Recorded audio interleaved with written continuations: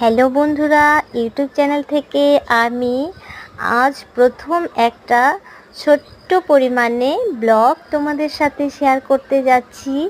এটা হলো আমার যেখানে আমি থাকি সেখানকার একটা খুব সুন্দর ঘন জঙ্গল রয়েছে, বন রয়েছে।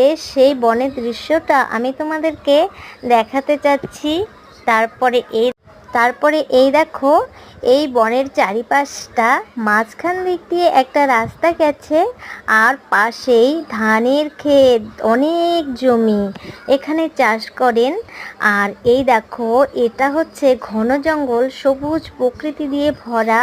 তারপরে এই যে তোমরা দেখতে পাচ্ছ, এই সোজা রাস্তা দিয়ে আমার বাড়ি যেতে হয়।